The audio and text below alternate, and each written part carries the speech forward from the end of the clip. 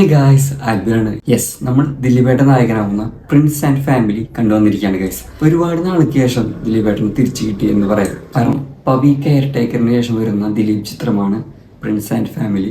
പടം എനിക്ക് സത്യം പറഞ്ഞാൽ എനിക്ക് ഇഷ്ടപ്പെട്ടു. കാരണം ഒരു ഫാമിലി ഓഡിയൻ്റ് ആയിട്ട് കണ്ടു കഴിഞ്ഞാൽ, ജനറൽ ഓഡിയൻസ് ആയിട്ട് കണ്ടു കഴിഞ്ഞാൽ പടം ഇങ്ങനെ പോയാലും എല്ലാവർക്കും ഇഷ്ടപ്പെടും. കാരണം എന്താ വെച്ച് കഴിഞ്ഞാൽ ഒരു ബോഡി ഗാർഡ് വൈബ് എനിക്ക് ഈ പടത്തിൽ കിട്ടിയിട്ടുണ്ട്. കാരണം ഫസ്റ്റ് ഹാഫ് ഒരു റൊമാൻറ്റിക് പരിപാടിയൊക്കെ പിടിച്ച് അതെനിക്ക് ഭയങ്കര ഇഷ്ടമായി. പിന്നെ ആളുടെ കുഞ്ഞു കുഞ്ഞ് ക്യൂട്ട് റിയാക്ഷൻസ് ഒക്കെ ഉണ്ട്, അതൊക്കെ എനിക്ക് ഭയങ്കര ഇഷ്ടമാണ്. പിന്നെ സെക്കൻഡ് ഹാഫിലേക്ക് വരുമ്പോൾ ദിലീപേട്ടന് റോള് കുറച്ച് കുറഞ്ഞ പോലെ എനിക്ക് തോന്നി.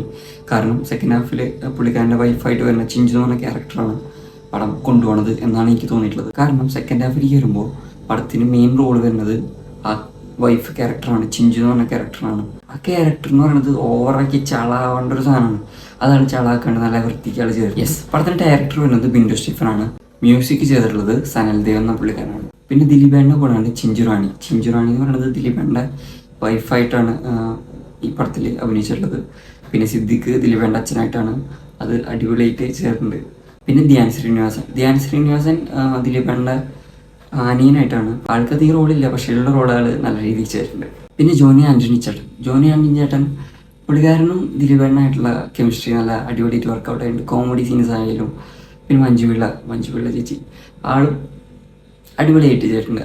അവർ മൂന്നുപേരായിട്ടുള്ള കുറേ കോമ്പിനേഷൻ സീൻസൊക്കെ ഉണ്ട്, അത് അടിപൊളിയായിട്ട് വർക്കൗട്ട് ആയിട്ടുണ്ട്. പിന്നെ ബിന്ദു പണിക്കർ ചേച്ചി ദിലീപേട്ടൻ്റെ അമ്മയായിട്ടാണ് അഭിനയിച്ചിട്ടുള്ളത്.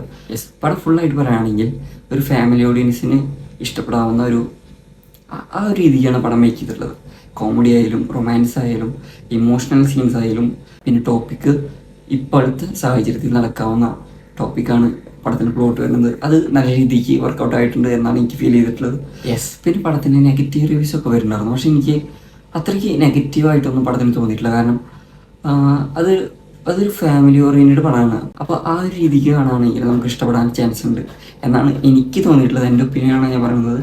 യെസ്, അപ്പോൾ എല്ലാവരും പടം ഫാമിലി ആയിട്ട് തന്നെ പോയി കാണാം. കാരണം പടം ഒരു ഫാമിലി ഓറിയൻറ്റഡ് പടമാണ്, അത് നല്ല രീതിക്ക് വർക്കൗട്ട് ആയിട്ടുണ്ട്. പിന്നെ ഈ പടം കാണാൻ എനിക്ക് വേറൊരു കാരണം കൂടി ഉണ്ട്. കാരണം എന്താ വെച്ച് കഴിഞ്ഞാൽ ദിലീപേട്ടൻ്റെ അനിയത്തിയായിട്ട് റോസ്ബത്ത്, അതായത് ഈ പടത്തിൽ റൂബി എന്നാണ് ക്യാരക്ടർ, പുള്ളിക്കാരി ഞാനും ഒരു ഷോർട്ട് ഫിലിമിൽ അഭിനയിച്ചിട്ടുണ്ട്. അപ്പം എല്ലാവരും തിയേറ്ററിൽ തന്നെ പോയി കാണാൻ ശ്രമിക്കുക. കണ്ടവരുണ്ടെങ്കിൽ അഭിപ്രായം പറയുക.